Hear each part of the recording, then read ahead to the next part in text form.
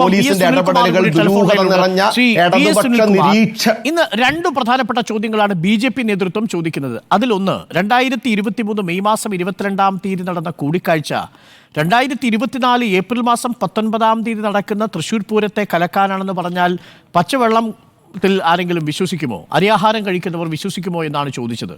അതിനൊരു മറുപടി വേണം. കാരണം ഒരു വർഷം മുമ്പ് ഇങ്ങനൊരു ഗൂഢാലോചന ADGP നടത്തി എന്ന് പറഞ്ഞാൽ ആര് വിശ്വസിക്കാനാണ് എന്നത് പ്രധാനപ്പെട്ട ചോദ്യം. രണ്ടാമത്തത്, ഈ എക്സിബിഷൻ ഗ്രൗണ്ടിലെ എക്സിബിഷനുമായി ബന്ധപ്പെട്ടുള്ള തറവാടകയടക്കം കൂട്ടി പ്രതിസന്ധി സൃഷ്ടിച്ചത് ഇത് ADGP അല്ലല്ലോ, ഇതവിടുത്തെ കൊച്ചിൻ ദേവസ്വം ബോർഡല്ലേ. അപ്പോൾ ആ വിഷയത്തിലടക്കം എങ്ങനെയാണ് നമുക്ക് ഇവരെ പ്രതിസ്ഥാനത്ത് നിർത്താൻ കഴിയുക? ഒരു ചോദ്യം. രണ്ടാമത്തെ ഒരു പ്രധാനപ്പെട്ട കാര്യം, ഈ വിഷയത്തിൽ നിങ്ങൾ ഉത്തരവാദിത്തപ്പെട്ട നേതാക്കളെല്ലാം ആ സ്ഥലത്ത് അവിടെ ഉണ്ടായിരുന്നു, മന്ത്രിമാരടക്കം ഉണ്ടായിരുന്നു. അതുകൊണ്ട് പോലീസ് സേനയ്ക്ക് അത് വിട്ടുകൊടുത്ത് നിങ്ങൾക്ക് ഉത്തരവാദിത്തത്തിൽ നിന്ന് മാറി നിൽക്കാൻ കഴിയുമോ എന്നതാണ് ചോദ്യം. ഇതെല്ലാം ഒരു ഗൂഢാലോചന തിയറിയാണെന്നാണ് BJPയുടെ വാദം. സുനിൽകുമാർ. എന്നോടാണ് ചോദ്യം? അതെ, വി സുനിൽകുമാർ. അല്ല, ഇതില് 2023 ADGPയും RSS നേതാക്കന്മാരും തമ്മിൽ നടന്ന യോഗത്തെ സംബന്ധിച്ച് അതാണ് ഈ പൂരം കലക്കിയതിന്റെ പിന്നിലെന്നൊന്നും ഞാൻ പറഞ്ഞിട്ടില്ല. എനിക്കതൊരു തെളിവില്ല. പക്ഷെ ഞാൻ ഒരു കാര്യം പറയാം, പൂരം കലക്കിയതിന്റെ പിന്നില് NDAയും BJPയുടെ ആളുകൾക്ക് പങ്കിട്ടുന്ന കാര്യത്തിൽ എനിക്ക് ശക്തമായ അത് വിശ്വസിക്കുന്ന ഒരാളാണ്. ഒരുപക്ഷെ എന്റെ സുഹൃത്ത് ഉല്ലാസിന്റെ അഭിപ്രായ വ്യത്യാസം ഉണ്ടാവാം. അതിന് കാരണങ്ങളുണ്ട്. നേരത്തെ ഉണ്ടായിരുന്ന ഈ പറഞ്ഞല്ലോ, നേരത്തെ ഈ തറവാടക സംബന്ധിച്ച കാര്യം അത് 2018 മുതൽ ആരംഭിച്ച സർക്കാർ അന്ന് തന്നെ ഫോർമുല ഉണ്ടാക്കിയതാണ്. ഇതിന് കഴിഞ്ഞ വീണ്ടും അത് ആവർത്തിക്കപ്പെട്ടു എന്ന് മൊത്തം. അതും ഇതും തമ്മിൽ യാതൊരു ബന്ധമില്ല. സെക്രട്ടറിക്ക് നടന്നൊരു കാലം ഉണ്ടായിരുന്നു. മുമ്പ് സെക്രട്ടറിക്ക് നടക്കുന്ന സമയത്ത് ഒരു വിലാസിച്ചാർജിണ്ടായി മാധവകുട്ടി ഭാഷക്കും വിജയേട്ടനൊക്കെ അടിയിട്ടൊരു കാലം ഉണ്ടായിരുന്നു.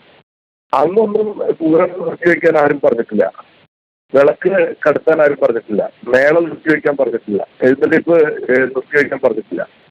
അതൊക്കെ വിശ്വാസപരമായ കാരണങ്ങളാൽ വിഘ്നം കൂടാതെ ഭഗവാനെയോ ഭഗവതിയെയോ തിരിച്ച് അമ്പലത്തിലേക്ക് തന്നെ എത്തിക്കുന്ന വരെ എല്ലാ കാര്യങ്ങളും സഹകരിച്ചു പോകുന്ന മനോഭാവത്തിൽ പോയിരുന്നത്. ഈ ഇലക്ഷനിടയിൽ ഇങ്ങനെ ഒരു സംഭവം ഉണ്ടാവുന്നതും അവിടെ BJPയുടെ സ്ഥാനാർത്ഥി പ്രത്യക്ഷപ്പെടുന്നതും ഒക്കെ വളരെ നിഷ്കളങ്കമായി നടന്ന ഒരു കാര്യമാണെന്നൊക്കെ വിചാരിക്കുന്നതിന് യാതൊരു അർത്ഥവുമില്ല. അപ്പോ ഇപ്പോ വെളിപ്പെടുത്തപ്പെട്ടുള്ള കാര്യങ്ങളുമായി ബന്ധപ്പെട്ടുകൊണ്ട് മാത്രമല്ല പൂരത്തിന്റെ വിഷയം ചർച്ച ചെയ്തത്.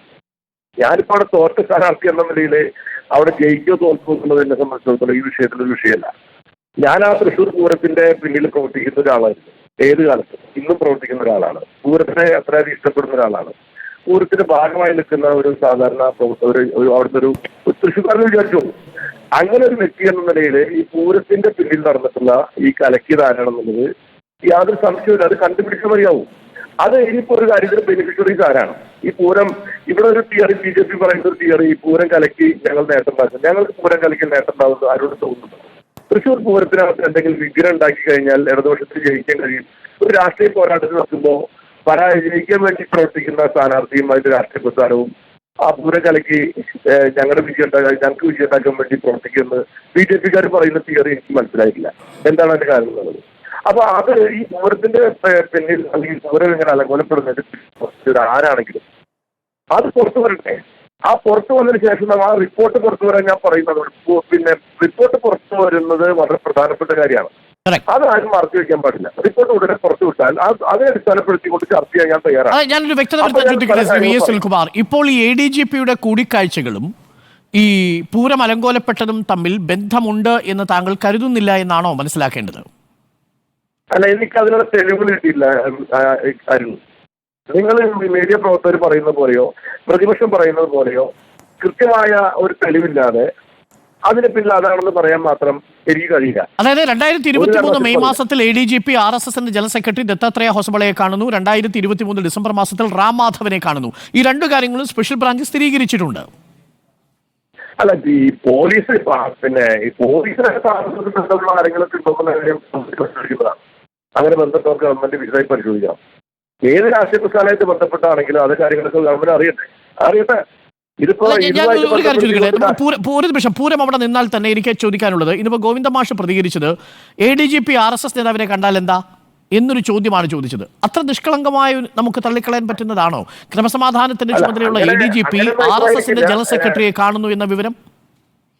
അല്ല, അങ്ങനെ അഭിപ്രായം എനിക്കില്ല. RSSന്റെ നേതാക്കന്മാരെ എന്തിനാണ് പോയി കണ്ടതെന്നൊക്കെ ഗവൺമെന്റ് അന്വേഷിക്കേണ്ട കാര്യം തന്നെയാണ്. RSS നേതാക്കന്മാരെ എന്തിനു പോയി കണ്ടു എന്നുള്ളത്. പല ആളുകളും പോലീസ് സേനയിലിരുന്ന സ്ഥലത്തിരുന്ന ആളുകൾ പിന്നീട് RSSൽ BJPയിൽ ചേർന്ന് നമ്മൾ കണ്ടിട്ടുള്ളതാണല്ലോ. നമ്മൾ നേരിട്ട് കണ്ടിട്ടുള്ള ഒരുപാട് അനുഭവങ്ങൾ ഉണ്ടാവും. അപ്പൊ അങ്ങനെയുള്ള ആളുകൾ ഇപ്പോഴും പോലീസിനകത്തുണ്ടോ എന്ന കാര്യമൊക്കെ പരിശോധിക്കുന്നത് നല്ലതാണ്. അത് എന്തുകൊണ്ടാണെന്ന് വെച്ചാൽ അതൊക്കെ വലിയ പ്രശ്നങ്ങൾ ഉണ്ടാക്കുന്ന കാര്യങ്ങളാണ്. അവരിപ്പോ ആർക്കെങ്കിലും മനസ്സിലാകാത്ത അനുഭവമുള്ള ആൾക്കാർ പലരും ഉണ്ടായിരിക്കും. പല അനുഭവങ്ങളും ഒരു ഓഫീസർമാരായിരിക്കുന്നവർക്കൊക്കെ വ്യത്യസ്തമായ രാഷ്ട്രീയ അനുഭവങ്ങളും രാഷ്ട്രീയ നിലപാടുകളും ഉണ്ടാവും. അതൊക്കെ സർക്കാരിന്റെ പ്രവർത്തനങ്ങൾ പ്രതിഫലിക്കുമ്പോഴാണ് നമ്മളെ അത് വലിയ അപകടത്തിലേക്ക് എത്തിക്കുക. താങ്കളുടെ ആവശ്യം പൂരം അലങ്കോലപ്പെടുത്തിയത് ആരാണെന്നുള്ള വിവരമടങ്ങുന്ന റിപ്പോർട്ട് പുറത്തു വരണം. അത് എത്രയും പെട്ടെന്ന് പുറത്തു വരിക. താൻ ഗൂഢാലോചന സിദ്ധാന്തത്തിൽ പങ്കാളിയാവാനില്ല. അല്ല, ഞാന് ഇപ്പൊ BJP ഗൂഢാലോചന സിദ്ധാന്തം കുറെ കാലമായിട്ട് പറയുമ്പോൾ ഞാൻ ഇലക്ഷൻ കാലത്ത് പറഞ്ഞിരുന്നല്ലോ. പക്ഷെ അവിടെ ഒരു ചോദ്യമുള്ളത് ശ്രീ സുനിൽകുമാർ, ഒരു ഭാഗത്ത് BJP ആണെങ്കിൽ ഒറ്റയ്ക്ക് BJP ഗൂഢാലോചന നടത്തിയാൽ ഇടതുപക്ഷം ഭരിക്കുന്ന സർക്കാരിന്റെ ഒരു പ്രധാനപ്പെട്ട വകുപ്പിനെ കൊണ്ട് പൂരം കൽപ്പിക്കാൻ കഴിയില്ലല്ലോ. അപ്പോൾ അതിൽ മറ്റാരെങ്കിലും ഇടപെടണം. അപ്പോൾ ഗൂഢാലോചന രണ്ടുപേർ നടത്തുന്നതാണ്. ഒറ്റയ്ക്കാണെങ്കിൽ ആലോചനയുള്ളൂ. അല്ല, നിങ്ങളടക്കമുള്ള മീഡിയ പ്രവർത്തകന്മാർ ഇപ്പോ സ്ഥാപിച്ചുകൊണ്ടിരിക്കുന്ന ഒരു കാര്യം, ഈ ADGP RSS നേതാവുമായി ഗൂഢാലോചന നടത്തിയത് പൂരം കലക്കാനാണെന്നാണല്ലോ. അപ്പൊ അതിന്റെ അർത്ഥം RSS ഈ ഗൂഢാലോചനയിൽ പങ്കാളിയായി എന്നുള്ളതാണ് ഒന്നാമത്തെ കാര്യം നിങ്ങൾ പറയുന്നത്. രണ്ടാമത്തെ കാര്യം അതിനകത്ത് പോലീസ് ഉണ്ട് എന്നുള്ളതാണ്. ആ പോലീസും RSSും കൂടി കലക്കിയെന്നതാണ്. പിന്നെ നിങ്ങൾ വേറൊരു സ്ഥലം കൊണ്ടുപോയി CPI ബന്ധപ്പെടുത്തുന്ന കാര്യമാണ്. ആ കാര്യങ്ങളെ പറ്റി നമുക്ക് വെറുതെ ഒരു രാഷ്ട്രീയമായ രീതിയിലൊരു ശരി, മനസ്സിലായി. അതിന്റെ പരിമിതിയുണ്ട്. സ്പെഷ്യൽ ബ്രാഞ്ച് റിപ്പോർട്ടാണ്, അത് പുറത്തു വന്നിട്ടില്ല. മാത്രമല്ല റിപ്പോർട്ടും പുറത്തു വന്നിട്ടില്ല. ആ റിപ്പോർട്ട് എത്രയും പെട്ടെന്ന് പുറത്തു വരണം. Thank you Shri VS Sunilkumar. ഏതായാലും CPM സംസ്ഥാന സെക്രട്ടറി MV ഗോവിന്ദൻ മാഷിന്റെ പ്രസ്താവനയോട് യോജിക്കുന്നില്ല VS സുനിൽകുമാർ. അങ്ങനെ ADGP ക്രമസമാധാനത്തിന്റെ ചുമതലയുള്ള ഒരു ഉദ്യോഗസ്ഥൻ RSS നേതാവിനെ കണ്ടതത്ര നിർദോഷമായി കാണുന്നില്ല CP എന്ന വ്യക്തമായ മറുപടിയാണ് VS സുനിൽകുമാർ ഇപ്പോൾ പ്രേക്ഷകരുമായി പങ്കുവച്ചിരിക്കുന്നത്.